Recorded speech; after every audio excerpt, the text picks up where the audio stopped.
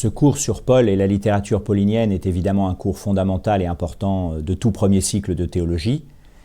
Paul, en effet, est le premier auteur chrétien dont nous ayons conservé les écrits avant les évangiles, et de ce fait même le premier théologien chrétien, donc dont la pensée a structuré le cadre et donné le vocabulaire de la théologie chrétienne ultérieure.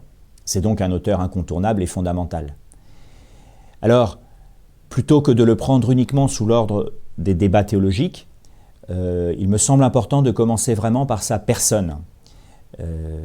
Son statut de citoyen romain, par exemple, et avant tout le fait que ce soit un pasteur, un apôtre, un pasteur itinérant, qui était un homme d'action, un homme de réseau, un homme de charisme, voilà, vraiment un animateur de communauté.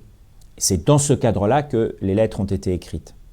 Alors, un des défis évidemment de ce cours est de partir des lettres qui sont de la main de Paul, de la vie unanime, et de faire ce qu'on pourrait appeler la trajectoire paulinienne, en incluant les lettres qui ont été écrites par certains de ses fils spirituels, pourrait-on dire, dans les décennies ultérieures, les deutéro et les trito pauliniennes.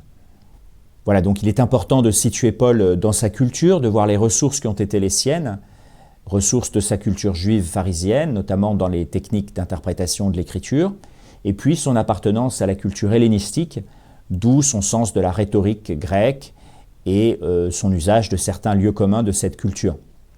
Évidemment, nous entrerons à certains moments dans des débats théologiques de l'histoire du christianisme, c'est évidemment incontournable.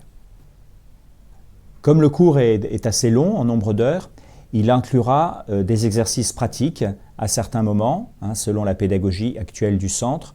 Donc tous ceux qui participent au cours recevront des feuilles et feront des petits exercices pratiques pendant le cours.